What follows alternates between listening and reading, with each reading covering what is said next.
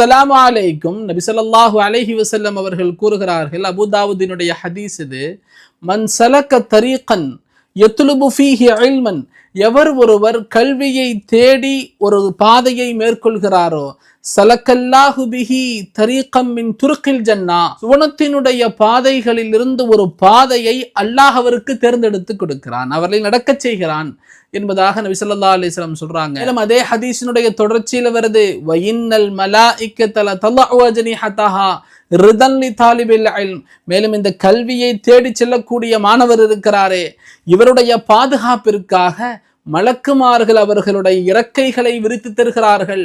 அவர்களுடைய இறக்கைகளின் மீது இவர்கள் கல்வி கற்கிறார்கள். எந்த பாதிப்பும் உங்களுக்கு ஏற்படாது, பாதுகாப்பாக இருப்பாங்க.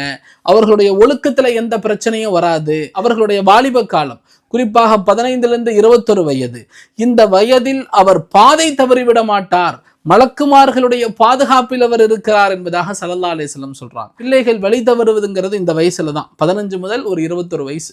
இதுக்கு உள்ள அவங்களுக்கு என்னென்னலாம் அவங்களுக்கு பழக்கம் வருதோ அது வாழ்நாள் பழக்கம் இல்லைங்களா?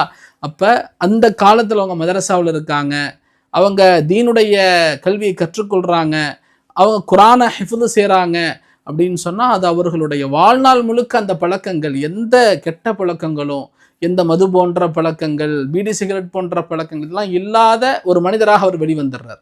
வாழ்நாள் முழுக்க அது அவருக்கு பாதுகாப்பு தருது, ஒழுக்கங்கள் அவருக்கு கற்றுத்தரப்படுது, உலகமும் கிடைக்கும் மறுமையும் கிடைக்கும். தங்களுடைய பிள்ளைகளை மலக்குமார்களுடைய பாதுகாப்பில் சுவனத்தினுடைய பாதையில் தாங்கள் செலுத்த விரும்பினால் இந்த கீழ்கண்ட இந்த நம்பருக்கு தாங்கள் அட்மிஷன் மட்டும் வாட்ஸ்அப் செய்யுங்க. மதரசாவிலிருந்து தங்களுக்கு கால் செய்யப்படும்.